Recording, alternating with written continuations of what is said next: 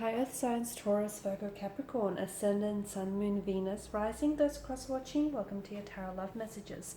We're going to take a look at and see the one who broke your heart. So we'll see what exactly happened there. Do they feel any hurt or remorse? Do they regret saying or doing the things that they did?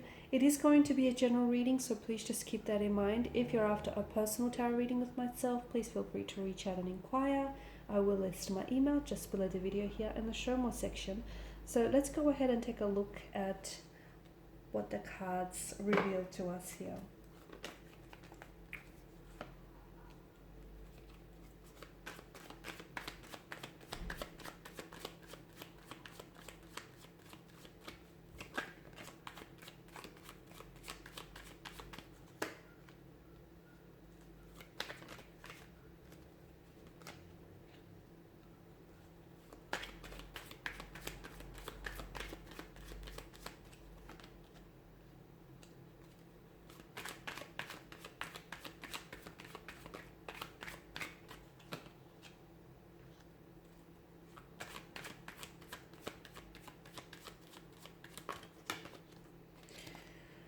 Okay, so they do feel regret. The Five of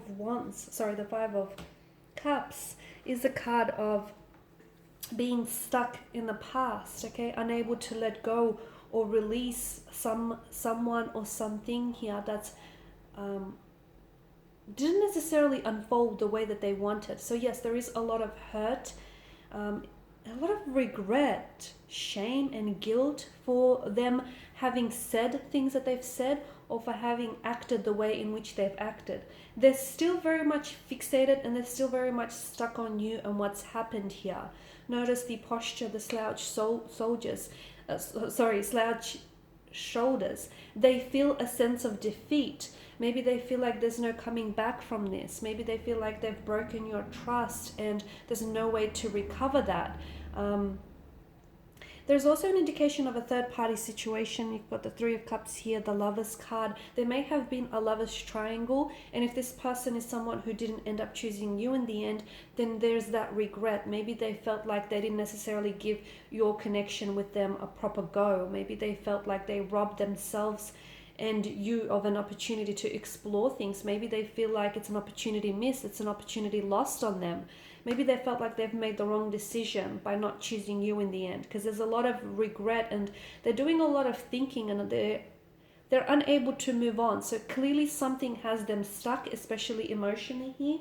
A part of them or a part of you also, I feel like, romanticized the situation, romanticized what the two of you had. They may have put you on a pedestal and idolized you. So when we do that, we actually make out the person or the situation to be so much better than it actually is. And when you put someone on a pedestal, it is a long way down.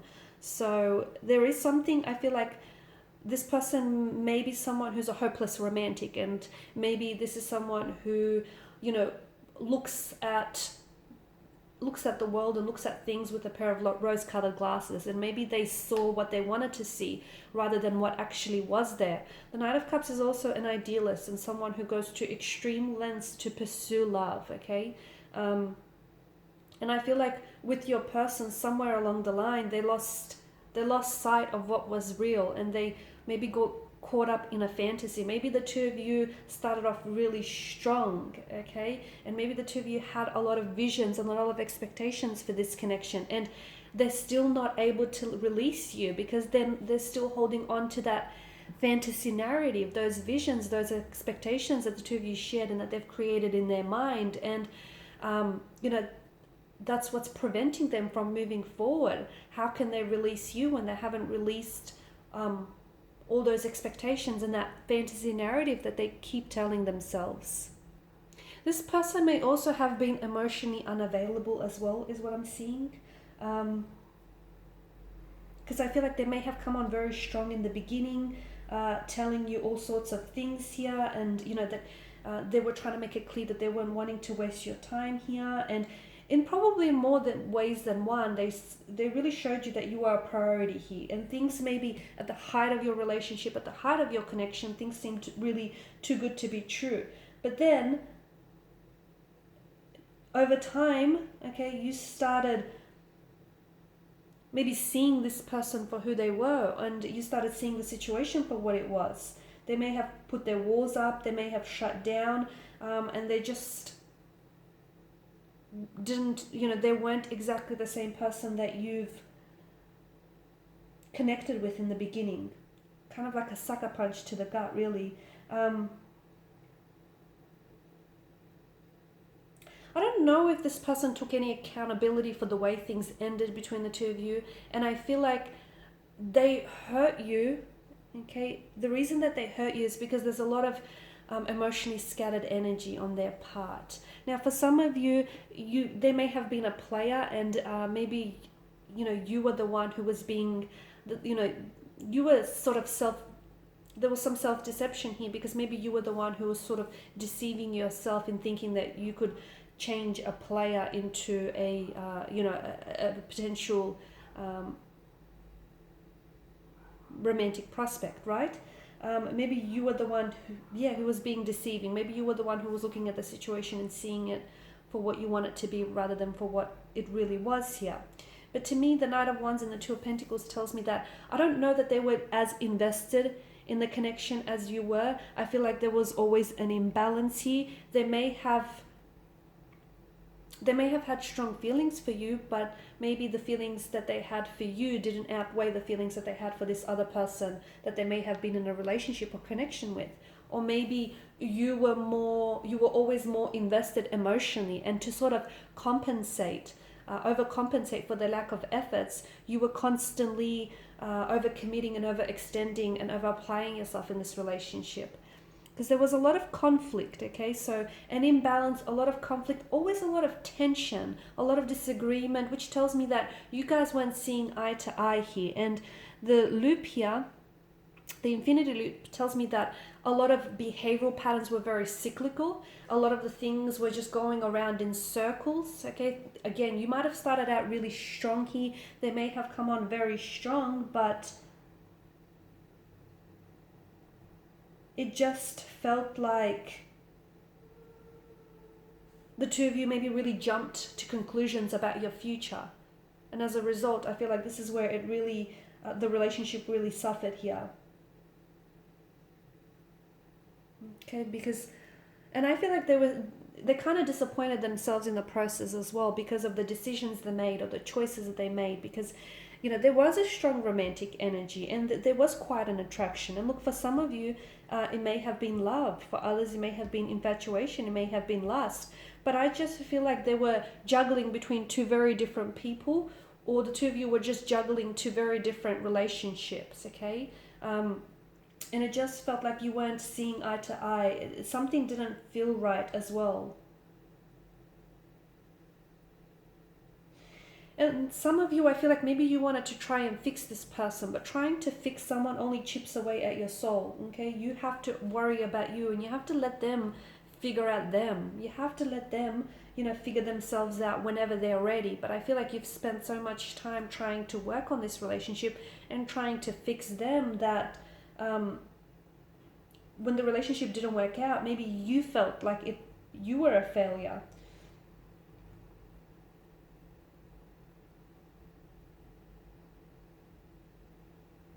I also feel like this person was intimidated. Okay, this person, when they're feeling intimidated or when they're scared, they have a tendency to run. So maybe this is why this person was a bit of a fluctuating presence, someone who came on very strong and then pulled back, someone who was in and out of your life, someone who was very inconsistent, someone who was very on and off, because there was a lot of emotional confusion in their energy, and I feel like they were just never decided. It was this undecisive energy. They were always straddling the fence. It was always going to be between you and someone else, okay? And I feel like that in itself is a red flag. If someone can't make up their mind about you, maybe you should lend them a helping hand, okay? Because that in itself is speaking volumes. It's telling you something. And to me, it always felt like you were a choice. You weren't necessarily an option to them.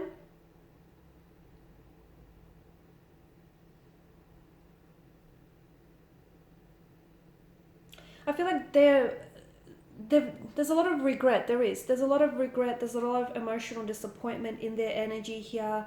There's a lot of anger from what I can see. I feel like this person is angry with themselves and the way that they've acted and the fact that they've hurt you. They still think about you. They think about what could have been. They think about the kind of life that the two of you had together, or they think about just how differently things could have panned out if they've made an entirely different choice. There's still an attraction. There's still something there between the two of you, okay? But to me, it just feels like they're sort of in the midst of trying to figure everything out, of trying to figure out themselves, of trying to figure out their emotions, of trying to figure out where they went wrong and where things went wrong here.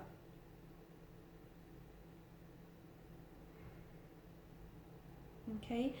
Being involved with someone who is emotionally unavailable can be very confusing. So to me, I feel like the fact that their actions here confused you is only a reflection of the fact that this person was on some level evasive, on some level reluctant, and even quite defensive about their feelings here. Okay? And notice that whenever you guys did have discussions about your emotions, that this person turned to hostility or anger here.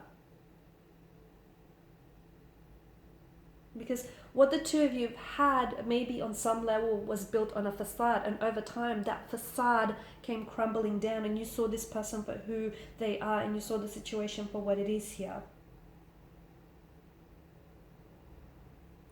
Also, emotionally unavailable people don't really have strong feelings or strong emotions here, because they don't feel safe to experience those feelings. They don't feel safe to talk about it. Emotional vulnerability is not their thing. But again, it's not your job to go around trying to fix anyone, okay? In fact, if anything, it'll probably increase the opposite of what that's meant to do here. Like deflection, avoidance, which is what I'm getting in this person's energy.